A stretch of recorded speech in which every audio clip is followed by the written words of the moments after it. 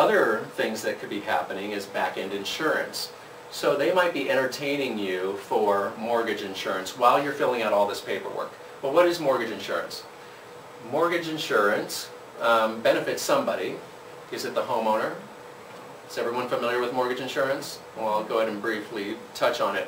Mortgage insurance is when, if I'm your lender, I give you money for a loan, and I say, I want to give you 3.5% down, and I'm going to give you a mortgage insurance requirement that protects all that investment from me over to you. So I'm going to have insurance bought at your expense and tack it onto your loan, have you pay an upfront fee for it, but don't worry, you won't see it today because I'm going to just raise your price about $2,500, and that's what you're going to mortgage out on your property.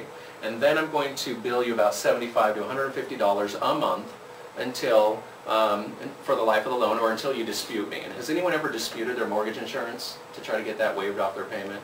After a couple of years. After a couple of years, yes. Okay. What do they need? Oh, it was a decade ago, I don't remember. Okay. They're usually going to ask you for an appraisal, and that's because they want to know that there's 20% of equity in that home.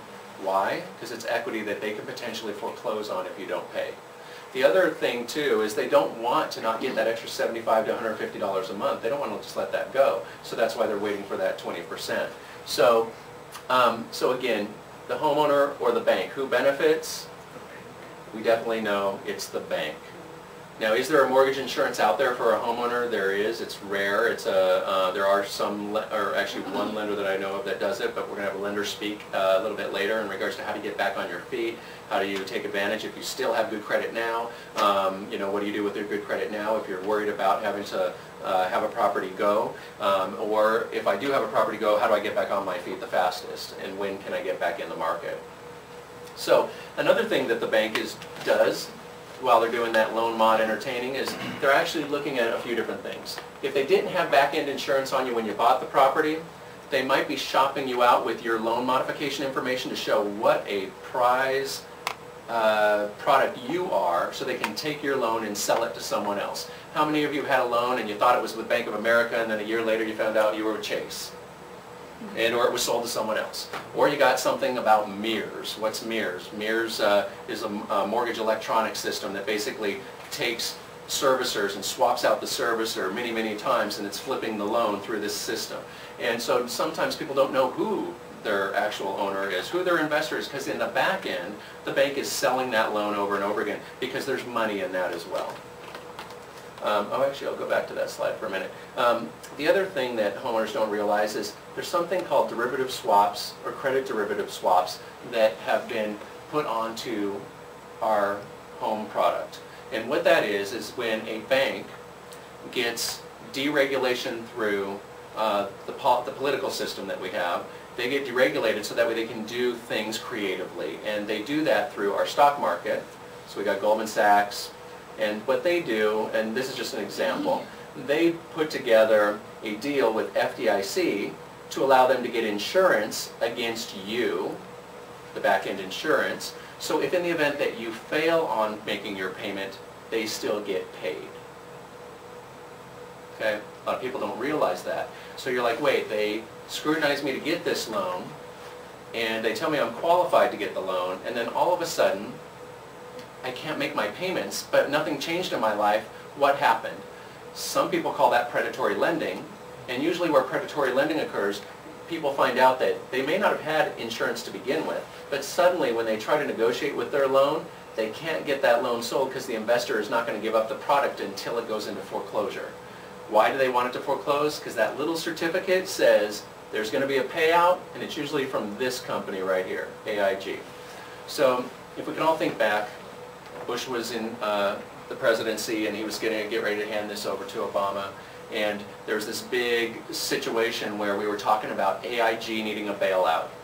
So what happens when these companies, these companies and their investors start claiming insurance from this company, and they start to lose money, and then this company starts to get to a point where it has to go out of business.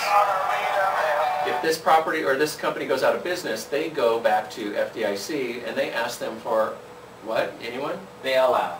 A bailout, there you go. What's the bailout do? The bailout takes the taxpayer money, gives it to this company to keep them afloat, and this company then can continue to pay this company all the money, so that way they can tell their banks and their lending industry keep foreclosing because we're still going to get ours from this company. Now, going back to when Obama took office, there was $750,000 of a bailout in his first year. By the time he got into his second year, there was over $150 billion bailed out to just this one insurance company. That one insurance company put other countries into bankruptcy. I think it's, I'm going to misquote this, but I think it was Iceland is one that is suing the United States for allowing it to happen. But this company was insuring their loans over there, and they basically collected a lot of money. So what is the derivative swap and the credit derivative swap? Well, to make it as easy as possible, you got some commodities, you've got some bills and regulations, you've got some changes in Congress, there's some people that are getting money through lobbyists to make these laws to allow the banks to do whatever they want and to actually do stuff with the stock market. A lot of that's confusing, and the reason that it's confusing is they want it that way. They need it to be confusing. But I think the slide that best explains it is basically you have an insurance company and you have an investor. The investor says, I don't want to lose on my investment, so they go to this company and they say, give me insurance on this. And they say, well, it'll be a derivative. You can get a derivative almost on anything. But then they take that information, they say, oh my gosh, this is a hot potato. I got to get it out of my hands because it's bad. It's a bad deal. What they do is they go to their stock market shareholders over here, those are the speculators, and they start selling off their shares to them, so they make money, and then these people are going to make money as well, all on sometimes the same loan. In some cases, I've heard, I haven't seen it, they've actually sold insurance packages on one house 600 times. So that's why when we go back to the AIG having to pay this out, when people are claiming their money, they're trying to get that money through those derivative swaps. Any questions so far? Okay. I hope I'm explaining that pretty well. If I'm not, I definitely would enjoy to have some questions from you. But there's a few movies out. One is by Michael Moore.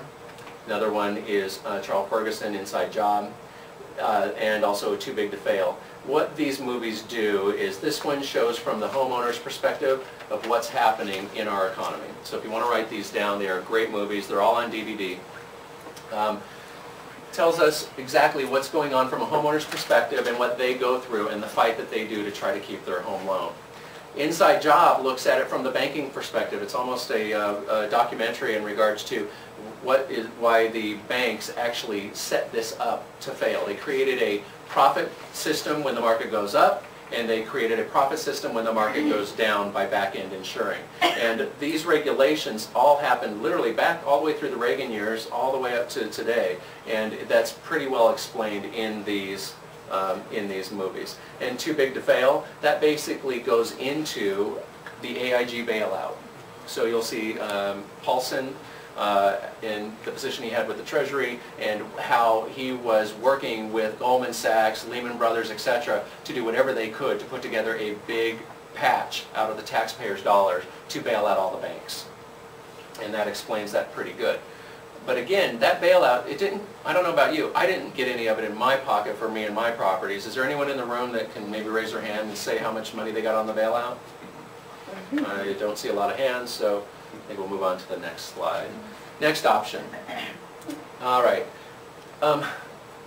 Loan modification, actually, before I leave that, loan modifications, even if you get your loan modification, has a 97% fail rate. So why would a lender give you a loan modification with a 97% fail rate? It's because they're looking for time. They're looking for time to get a better picture on you, to find out if you have any assets and how do you protect those assets. That's a good thing that we're going to be talking about here a little bit later, how to protect assets if you have them. Also, they need that time to maybe sell that hot potato to someone else.